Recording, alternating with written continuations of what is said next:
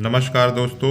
आज मैं आपके समक्ष प्रस्तुत हूँ मेंस का बीपीएससी मेंस का एक टॉपिक लेके भारतीय कृषि के प्रमुख चुनौतियाँ या समस्याएं। ये टॉपिक मेंस के लिए काफ़ी इम्पॉर्टेंट है क्योंकि आप अगर बीपीएससी का मेंस का सिलेबस देखेंगे तो आपको लगेगा कि इकॉनमी प्लस ज्योग्राफी के अंतर्गत जो एक इम्पॉर्टेंट टॉपिक है वो है कृषि, क्योंकि कृषि से हर एक बार क्वेश्चन पूछा जाता है एग्जाम में किसी न किसी रूप में। तो ये टॉपिक काफ़ी महत्वपूर्ण हो जाता है। और जिन दोस्तों का पीटी एग्ज़ाम है, बीपीएससी 68 पीटी या उससे आने वाले आगे जो पीटी एग्ज़ाम है, वो लोग भी इस वीडियो को देख सकते हैं क्योंकि उनके लिए भी इसमें डेटा का इस्तेमाल किया गया है जो पीटी एग्ज़ाम में पूछे जा सकते हैं। तो आइए शुरू करते हैं। भारतीय कृषि की जो प्रमुख चुनौतियां हैं जिसको मैंने फ्लो चार्ट के जरिए दिखाया है, सबसे पहले है पर्याप्त भंडारण और परिवहन की समस्या, यानी अपर्याप्त भंडारण एवं परिवहन और संरचना। कृषि की एक सबसे महत्वपूर्ण समस्या जो है कि भंडारण सुविधा का अभाव है, कोल्ड स्टोरेज चैन का अभाव है और दूर दराज के क्षेत्रों में परिवहन और स्टोरेज के कारण फसल बर्बाद हो जाता है। दूसरा है कृषि भूमि जोतों का घटता आकार, मतलब जनसंख्या का दबाव कृषि पे बढ़ते जा रहा है। जैसे किसी के पास 2 बीघा खेत है, उसके 4 बेटा है, तो आधा आधा बीघा उसके एक बेटा पे पड़ता है। तो कृषि भूमि का जोतों का घटता आकार, तो अगर छोटी भूमि होगी, छोटे जोत होंगे तो उसमें आधुनिक कृषि करना संभव नहीं होगा। अगला है संस्थागत ऋण तक सीमित पहुंच, यानी इंस्टीट्यूशनल क्रेडिट तक जो पहुंच है वो बहुत ही सीमित है। अब आइए समझते हैं कि संस्थागत ऋण क्या होता है, इंस्टीट्यूशनल क्रेडिट क्या होता है। तो क्रेडिट दो तरह का होता है, एक संस्थागत, दूसरा गैर संस्थागत। संस्थागत मतलब इंस्टीट्यूशनल क्रेडिट जो कि हम बैंक या किसी फिनेंशियल इंस्टीट्यूशन से लेते हैं। दूसरा होता है गैर संस्थागत यानी नॉन इंस्टीट्यूशनल क्रेडिट, जिसको हम सेठ साहूकार या रिलेटिव से लेते हैं, उसको गैर संस्थागत कहते हैं। संस्थागत का मतलब होता है किसी संस्था से लेना और गैर संस्थागत का मतलब होता है मनी लेंडर्स, रिलेटिव्स वगैरह से लोन लेना।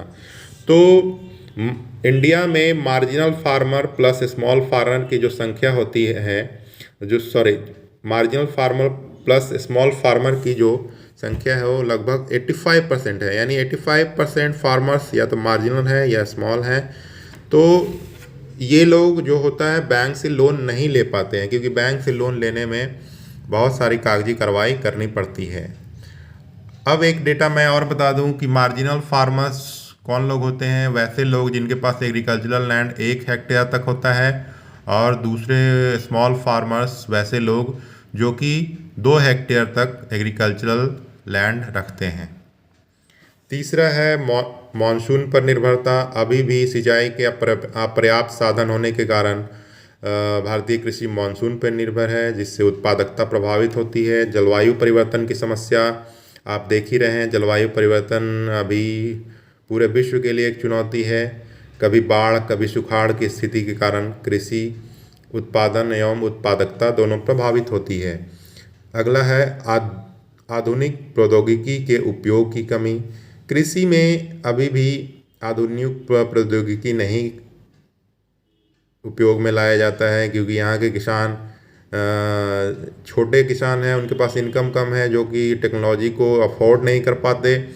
या दूसरा कह सकते हैं कि किसान का पढ़ा लिखा कम होना भी आधुनिक प्रौद्योगिकी के उपयोग को सीमित करता है।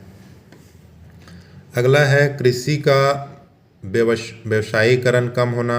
अभी भी रबी और खरीफ फसल, गेहूं, चावल इत्यादि का ही ज़्यादा उत्पादन किया जाता है।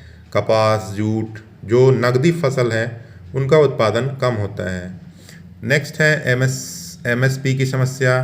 दोस्तों आप जानते हैं कि सरकार ने 3 कृषि कानून लाए जिसको किसानों द्वारा विरोध किया गया।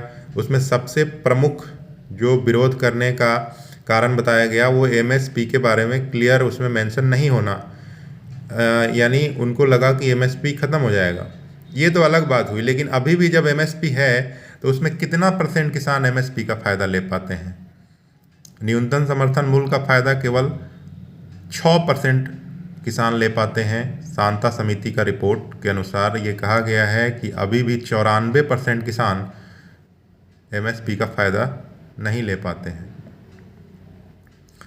तो ये था एग्रीकल्चर से रिलेटेड एक सब टॉपिक, एग्रीकल्चर की चुनौती या समस्या। अगले टॉपिक में आपके सामने हम फिर उपस्थित होंगे। तब तक के लिए धन्यवाद। जय हिंद।